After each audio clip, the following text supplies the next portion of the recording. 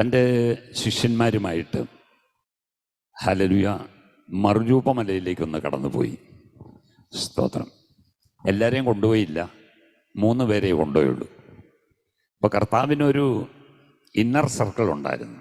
സ്തോത്രം. 12 പേര് കൂടെയുണ്ട്, പക്ഷെ അതിനകത്ത് 3 പേര് കർത്താവിനോട് കുറച്ചുകൂടെ അടുത്തവരായിരുന്നു. സ്തോത്രം. പത്രോസും യോഹന്നാനും യാക്കോബും. പക്ഷെ അതിനകത്ത് ഒരാളുണ്ട്, കർത്താവിൻ്റെ മാറോട് ചേർന്നിരുന്നവൻ, യോഹന്നാൻ. സ്തോത്രം. അപ്പോൾ കർത്താവിനോട് എത്രമാത്രം അടുക്കുവാൻ കഴിയുന്നു അത്രമാത്രം അടുത്തിരിക്കുന്നത് എത്ര നല്ലതാണെന്നറിയാമോ? സ്തോത്രം. പത്മോസിൻ്റെ ഏകാന്തതയിൽ പോയാലും, സ്തോത്രം, എന്ന് പറഞ്ഞു കഴിഞ്ഞാൽ ഈ ഭൂമിയിൽ എത്രമാത്രം താഴ്ചയിലേക്കും തകർച്ചയിലേക്കും പോയാലും കർത്താവിൻ്റെ മാറോട് ചേർന്നിരുന്നവനെ മറക്കുന്ന ദൈവമല്ല ഈ ദൈവം. സ്തോത്രം. ആ പത്മോസിൽ ഒരൊറ്റ വ്യക്തിക്ക് വേണ്ടി ദൈവം ഇറങ്ങി വന്നു. ഹല്ലേലൂയ. ഒന്ന് ആലോചിച്ച് നോക്കി. നമ്മെപ്പോലെ ഒരു പച്ച മനുഷ്യനാണ്, പക്ഷേ ലോകത്തിൻ്റെ കോടതി അവനെ ശിക്ഷിച്ച് പത്മോസിൽ അവൻ്റെ ജീവിതം അവസാനിപ്പിക്കാൻ ഇട്ട സ്ഥാനത്ത്, സ്തോത്രം, ജീവിതം അവസാനമില്ലാത്ത ആരംഭവും അവസാനവുമായവൻ അവിടെ എന്ത് ചെയ്തു? അവൻ്റെ അടുക്കൽ ഇറങ്ങി വന്നു.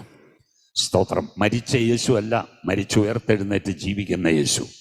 ഹല്ലേലൂയ. യേശു യോഹന്നാനോട് പറഞ്ഞു, ഞാൻ മരിച്ചവനായിരുന്നു, എന്നാൽ ഇതാ എന്നേക്കും ജീവിച്ചിരിക്കുന്നു.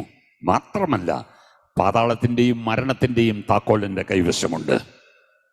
സ്തോത്രം. ഇതിൽ കൂടുതലൊരു ഉറപ്പ് എന്ത് വേണം ദൈവം?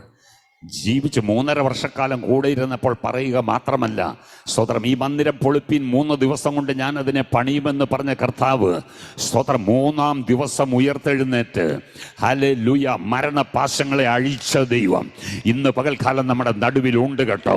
ഹല്ലേലൂയ. ലോകത്തിൻ്റെ വിധികളെ തിരുത്തി എഴുതിക്കൊണ്ട് ദൈവത്തിൻ്റെ പദ്ധതികൾ പൂർത്തീകരിക്കുന്ന ദൈവ സ്നേഹത്തിനായി ഞാൻ ദൈവത്തെ സ്തുതിക്കുകയാണ്. ഇന്ന് ഈ പ്രാരംഭത്തിൽ തന്നെ ദൈവാത്മാവ് വ്യക്തമായി സംസാരിക്കുന്നു. ലോകം നിന്റെ പദ്ധതികളെ ഫുൾ സ്റ്റോപ്പ് ഇടാൻ നോക്കുമ്പോൾ ദൈവം നിന്റെ പദ്ധതികൾക്ക് വീണ്ടും വീണ്ടും തുടക്കം കുറിച്ച് അതിനെ പൂർത്തീകരണത്തിലേക്ക് കൊണ്ടുവരുന്ന ദൈവം.